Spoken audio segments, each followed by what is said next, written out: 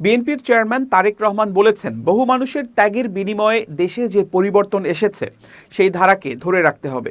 BNP সরকার গঠন করতে পারলে রাজধানীর উত্তরা এলাকার গ্যাস, পানি, চিকিৎসা, জলাবদ্ধতা, যানজট সহ 7টি প্রধান সমস্যা সমাধানের উদ্যোগ নেওয়া হবে বলে তিনি আশ্বাস দেন।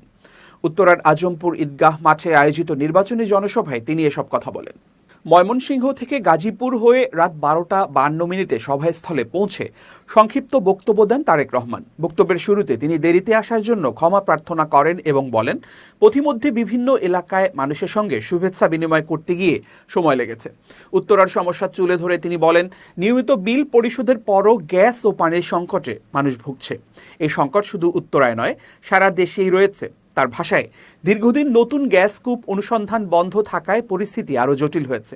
তিনি বলেন, এই সংকট নিরসনের মাধ্যমে নতুন শিল্প কারখানা স্থাপন করে কর্মসংস্থান সৃষ্টি করতে হবে। চিকিৎসা ব্যবস্থার প্রসঙ্গে তিনি বলেন, উত্তরার মধ্য ও নিম্নবিত্ত মানুষের দীর্ঘদিনের দাবি একটি সরকারি হাসপাতাল। বিএনপি সরকার গঠন করতে পারলে এ এলাকায় সরকারি হাসপাতাল প্রতিষ্ঠার উদ্যোগ নেওয়া হবে। পানি সংকট ও জলাবদ্ধতার বিষয়েও বক্তব্য দেন তারেক রহমান। তিনি বলেন, খাল ও জলাধারা শুকিয়ে যাওয়ায় পানির সমস্যা তীব্র হয়েছে।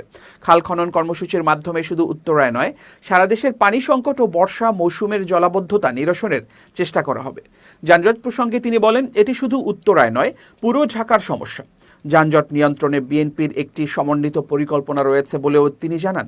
একই সঙ্গে মাদকের বিস্তারকে ভয়াবহ সমস্যা উল্লেখ করে তিনি বলেন, মাদক পরিবার ও সমাজকে ধ্বংস করছে। এ সমস্যা মোকাবিলায় কঠোর পদক্ষেপ নেওয়া হবে।